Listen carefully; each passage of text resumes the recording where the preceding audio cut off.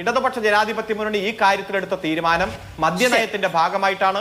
കേരളത്തിന്റെ കാർഷിക മേഖലയ്ക്ക് ഉത്തേജനം കിട്ടുന്ന പദ്ധതിയാണ് എന്നൊക്കെ പറയണം. സത്യമായി പറയുന്നവനായി രാജാക്കന്ന്. എല്ലാ മേഖലയിലും ഈ കേരളത്തെ വലിയ മുൻനിരയിലേക്ക് കൊണ്ടുവരാൻ വേണ്ടിയിട്ടുള്ള പദ്ധതിയാണ്. അത്രയും വേണോ? ആരോടെങ്കിലും ഇതൊന്നും പറഞ്ഞില്ലെങ്കിൽ എനിക്കൊരു മനസ്സമാധാനം കിട്ടണ്ടേ? 2023 6 മാസം വാട്ടർ അതോറിറ്റിക്ക് കത്ത്, അതുമായി ബന്ധപ്പെട്ടുള്ള അനുബന്ധ രേഖകളെല്ലാം വെച്ച് അവർ ആപ്ലിക്കേഷൻ കൊടുക്കുന്നു. 14 മാസം എടുത്ത് 10 പരിശോധന നടത്തി ഗവൺമെന്റ് അതിന് പ്രാഥമിക അനുമതി കൊടുക്കുന്നു.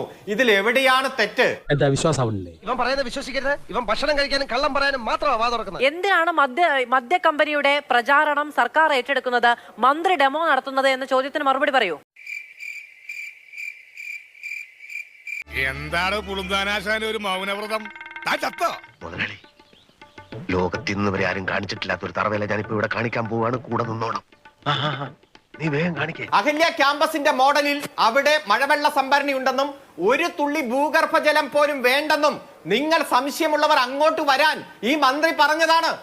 വെറുതെ കിടന്ന് ഉരുളാദാശനെ ഒരു കള്ളൻ കുറെ നുണ പറയാനും നീയൊക്കെ അത് കേട്ട് വായും പൊളിച്ച് നിൽക്കാൻ. പാലക്കാട് ജില്ലയിലെ വിക്ടോറിയ കോളേജിൽ ലേഡീസ് ഹോസ്റ്റലിൽ കഴിഞ്ഞ ആഴ്ച അടച്ചുപൂട്ടിയിൽ എന്തിന്റെ പേരിലാണെന്നറിയോ? എന്താ കാര്യം?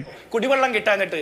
ഒരു കോളേജിലെ മികവിന്റെ കേന്ദ്രമാക്കുന്ന ഉന്നത വിദ്യാഭ്യാസ രംഗത്ത് ഒരു സർക്കാർ കലാലയത്തിലെ വനിതാ ഹോസ്റ്റലിൽ വെള്ളമില്ലാതെ അടച്ചുപൂട്ടുന്ന ഒരു സാഹചര്യത്തിൽ മദ്യ കമ്പനിക്ക് വാട്ടർ അതോറിറ്റി വഴി വെള്ളം കൊടുക്കുമെന്ന് പറയുമ്പോൾ ഈ സർക്കാരിന്റെ പ്രയോറിറ്റി എന്താ? അത് തെമ്മാടിത്തരമല്ലേ? അതങ്ങനെ വിടാൻ പറ്റുമോ ബ്രദർ?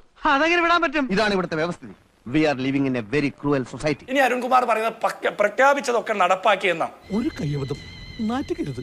ഇനി തോന്നിയാസം പറഞ്ഞു നടന്നാലുണ്ടല്ലോ. ഈ കഴിഞ്ഞ ബഡ്ജറ്റിൽ കേരളത്തിലെ അംഗൻവാടി ജീവനക്കാർക്ക് ഇൻഷുറൻസ് കൊടുക്കും, ഏർപ്പാടാക്കുമെന്ന് നിങ്ങളുടെ ബഡ്ജറ്റിൽ ധനകാര്യമന്ത്രി പറഞ്ഞിരുന്നു ബാലഗോപാൽ. എനിക്കൊന്നും ഓർമ്മ വരുന്നില്ല ഈശ്വരാ. നീ കിടന്ന് ഉരുളൊന്നും വേണ്ട. ഇക്കാര്യമേ എനിക്ക് നല്ല ഓർമ്മയുണ്ട്. അത് ഈ പുതിയ ബഡ്ജറ്റ് അവതരിപ്പിച്ചപ്പോഴും നടപ്പാക്കിയിട്ടില്ല. കേരളത്തിലെ ഉന്നത വിദ്യാഭ്യാസത്തിന്റെ ഹബ്ബാക്കി മാറ്റുമെന്നാ പറയുന്നത്. അത് അന്നത്തെ ചോരത്തിളപ്പിന് ഇപ്പൊ എന്ത് ചോര തണുത്തു പോയാ? ഇവിടെ റാഗിങ്ങിന്റെ ഹബ്ബായിട്ട് ഇതിനെ മാറ്റാൻ പറ്റി എന്നുള്ളതിനപ്പുറത്ത് കേരളത്തിൽ എന്തെങ്കിലും നടത്താൻ നിങ്ങളെ കൊണ്ട് സാധിച്ചോ? ഒരക്ഷരം പോലും തെറ്റിയില്ല.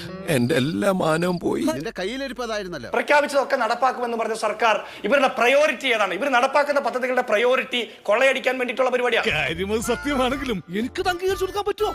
കിഫ്ബിയിൽ റോഡുകളിൽ ടോൾ കൊണ്ടുവരും, അടുത്തത് മദ്യ കമ്പനിക്ക് ലൈസൻസ് കൊടുക്കും, അവിടുന്ന് പണം പിരിക്കും. അങ്ങനെയുള്ള പദ്ധതികളാണ് ഇവിടെ നടപ്പാക്കാൻ പോകുന്നത്. സാധാരണക്കാർക്ക് ഏറ്റവും അടിയന്തരമായിട്ടുള്ള ഒരു നടപടിയും സ്വീകരിക്കാൻ ഇവർ തയ്യാറല്ല. അതൊന്നും ഇവിടെ ആർക്കും അന്വേഷിക്കണ്ടല്ലോ. ഒരു മോട്ടോർ കേടായതിന്റെ പേരിലാണ് അരുൺകുമാറെ ഒരു ഹോസ്റ്റൽ അടച്ചിടുന്നത്. അതൊന്നും എനിക്കറിയാൻ മേല. ഇങ്ങനെ എന്തെങ്കിലുമൊക്കെ പറയുമ്പോഴേ എന്റെ മനസ്സിനൊരു സന്തോഷം ഉണ്ടാവുള്ളൂ.